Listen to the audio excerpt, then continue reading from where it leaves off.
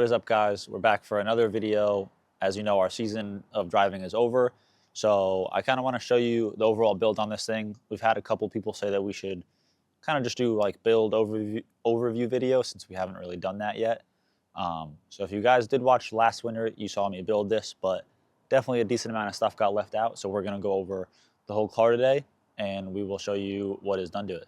All right, so the first thing we're going to talk about is the motor setup on this thing. So I'm going to pull the hood off as we kind of talk a little bit.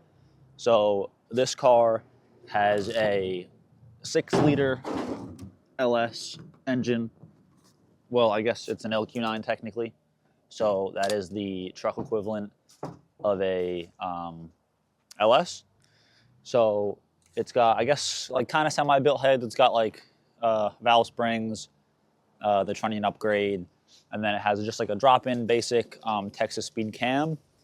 And then the car is tuned by Freddie, spec tuned down in Florida, who does all like the professional drivers tuning. So he tuned this, and it made, I think, like 380 and like 370 torque, something like that. I think is pretty accurate.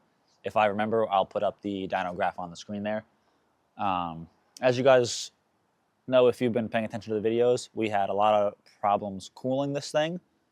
So if Tyler wants to maybe take a stroll on over, we could show you the new setup, which last event worked perfectly. So we pushed the rad support forward a little. As you can see, we like notched it and we slid the rad as far forward as we could. Big Summit rad and some really big Durali fans. They work super great. So far, the thing stayed cool. The other thing I want to touch on, if you're doing an LS swap, as you can see, I have something really weird going on here where these are plugged. I had the heater core looped and finally figured out not to loop it, and the car stays literally 40 degrees cooler now. So don't do that. But otherwise, it's pretty much a basic stock motor. Like I said, semi-built heads, I guess, technically, and a cam. And I did rod bolts. Apparently that helps rev these things a little better. That's the weak point. And then this is all Corvette spacing accessories to help fit everything up front. Front end wise currently is just, I guess, like a SLR replica angle kit, which it's what I've ran on all my E36s, and honestly I think it's fine for the price point. I know people want to support main brands and stuff, but for a fifth of the price and a tight budget, that's where I'm at. Next up, I guess in the engine bay while we're here, is a brake booster delete from Chase Braze. Super nice. I love Chase Braze products. I don't like getting them, but that's a different story. Just with the swap wise, it was super hard to access the back two plugs with the original booster, so we did swap to this. I would have liked to keep the booster, but like I said, just for space purposes, we did what we had to do there. And then otherwise, the car has a front, like a factory front sway bar. Up front, if you can see, it is on BC coilovers. These are just like off-the-shelf coilovers. So this winter, I am going to have a super nice set built. That's, I think, pretty much it for the front of the car. As you can see, it is looking a little rough right now.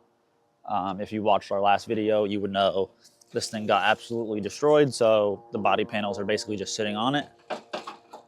With that being said, I am chassis swapping this car this winter. To what chassis, we don't know yet. But yeah, it's gonna go to a new chassis because the price to kind of fix everything, I could just go get a shell for 800 bucks. So that's what we're gonna do there. We can stroll, I guess, to the interior while we're here.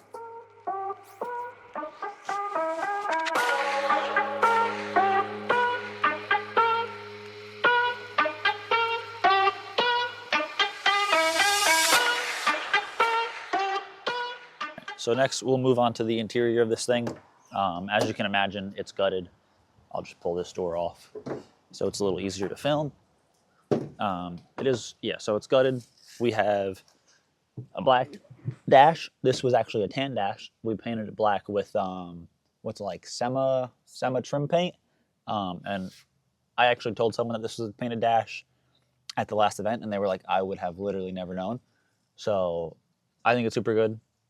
I would highly recommend if you don't want to try to find the black dash, because it's a little difficult. So the car is on a Holley Terminator X ECU. I know I didn't touch on that when we discussed the engine, so that's mounted right down here on the trans tunnel. Tyler just kind of threw it down there when we were building this thing. So that might change on the new build, but for now, that's where it is. Chase Bay's handbrake, truthfully, was just in the car when I got it, but like I said, I do like Chase Bay's products. I believe this is a PMC chassis mounted shifter. It actually is. I can see that.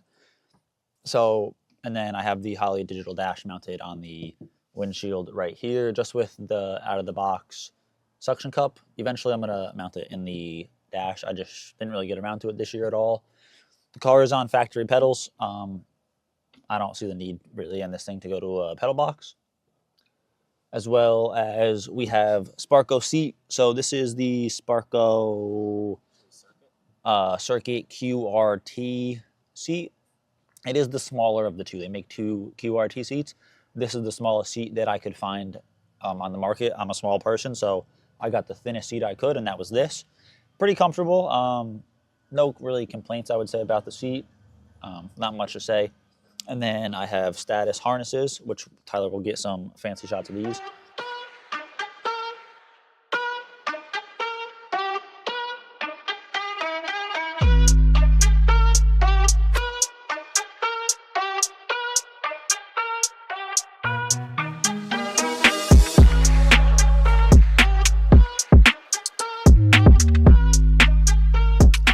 So to continue on to the back half, there's not much going on here.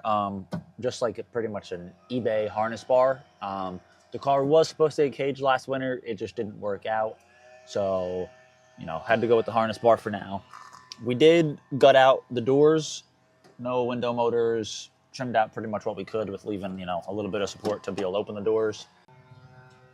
All right, so the other thing that we did, we thinned out most of the factory chassis harness just to make it a little neater in here. It still obviously isn't perfect, but I think I shaved like 10 or 15 pounds of wiring just from thinning out most of the chassis harness as well.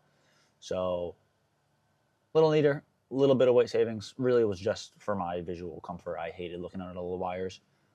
We also did a hard motorsport sunroof delete panel up there. It's okay. It took me way too long to get, so I probably wouldn't order from them again. From what I found out, all their plastic stuff is made to order, so they only make it once they have a big enough supply. I believe the reason they do that is to try to save as much plastic as they can, be eco-friendly, but just for building race cars, I can't wait literally 5 months for a sunroof delete panel. So I wouldn't order from them again, but it is a nice quality. This isn't my Permatex. What is this?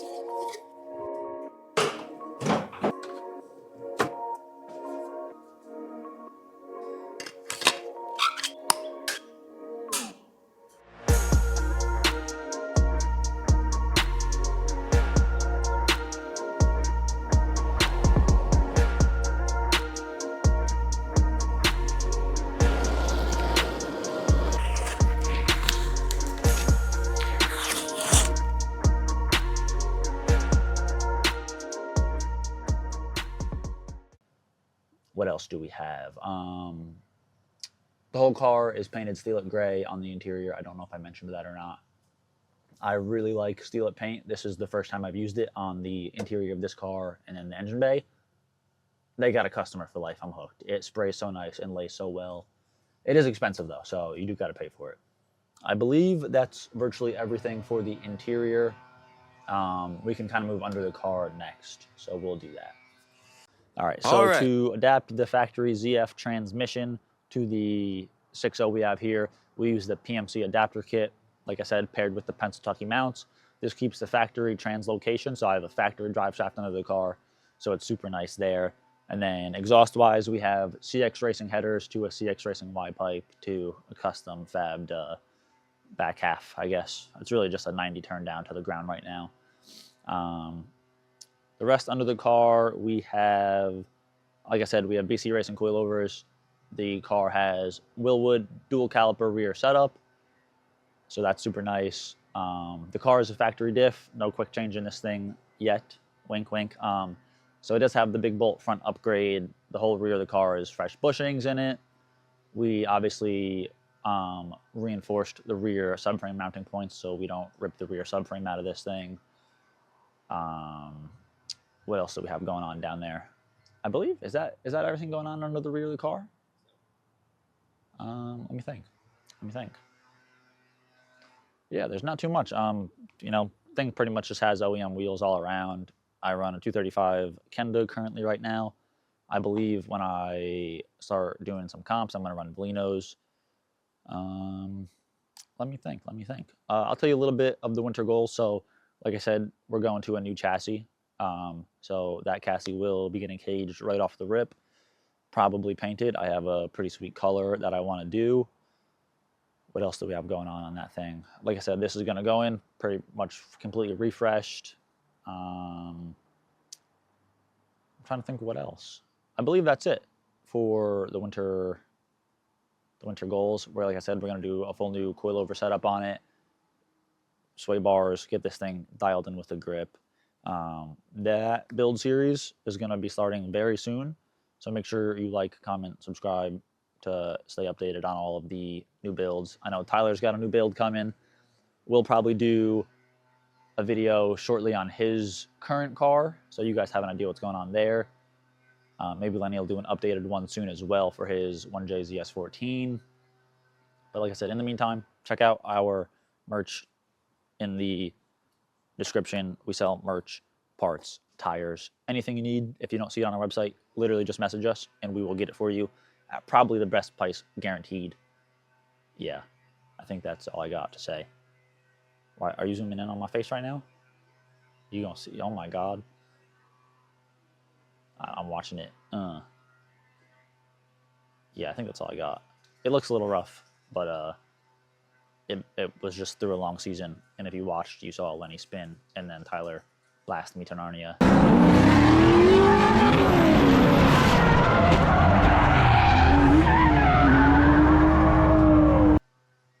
So that's why we're getting a new chassis. Blame Lenny. Thank you. Bye. Subscribe and like.